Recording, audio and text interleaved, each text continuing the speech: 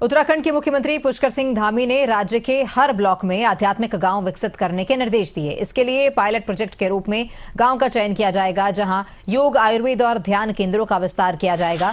CM Dhami ने कहा कि ये पहल प्रधानमंत्री नरेंद्र मोदी के उस सुझाव पर आधारित है जिसमें उन्होंने उत्तराखंड को आध्यात्मिक राजधानी के रूप में विकसित करने की बात कही थी।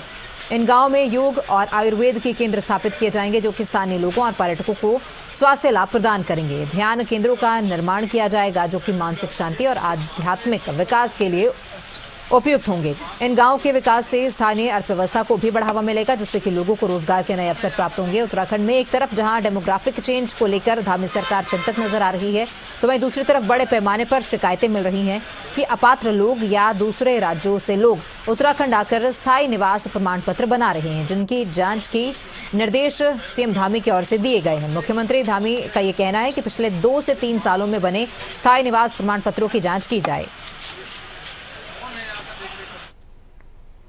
प्रधानमंत्री जी ने अध्यात्म के क्षेत्र में जो हमको काम करने के लिए मार्गदर्शन किया है, और यह योग की भूमि है, अध्यात्म की भूमि है, आयुष की भूमि है, ऋषि मुनियों की भूमि है।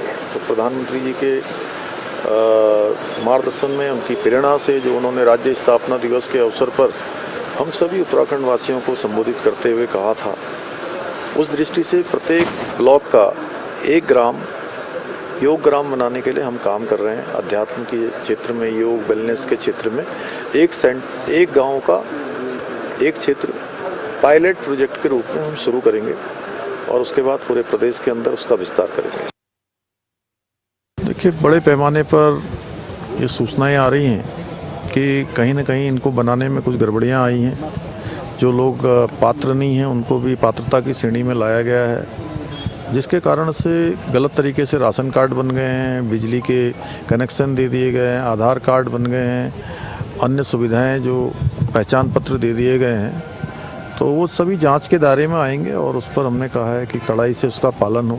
कुछ जगह पर ये भी शिकायत आ रही है कि जो हमारे उत्तर प्रदेश की सीमा से लगे हुए अनेक स्थान ऐसे हैं जो हमारे जैसे जनपद ऊधम सिंह नगर, जनपद चंपावत, नैनीताल का एक बड़ा भूभाग जो हमारा हल्द्वानी के आसपास का है, हरिद्वार पूरा, और देहरादून के अनेक स्थान, पौड़ी जनपद का कोटद्वार और उसके आसपास का क्षेत्र। तो यहाँ पर 2-2 स्थानों पर लोगों के वोटर आईडी हैं, अलग अलग वोटर आईडी बने हुए हैं। इसके सत्यापन का काम भी यहाँ पर चलाया जाएगा।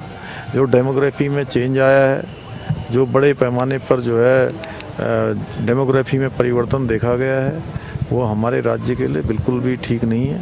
उसको हम लोग सख्ती से जो है यहाँ पर प्रशासन काम करेगा, और जिन लोगों ने भी इन अपात्र लोगों को पात्रता की श्रेणी में लाया गया है, जिनके द्वारा, उन पर भी जांच शुरू होगी और उस पर भी जो है काम आगे बढ़ेगा।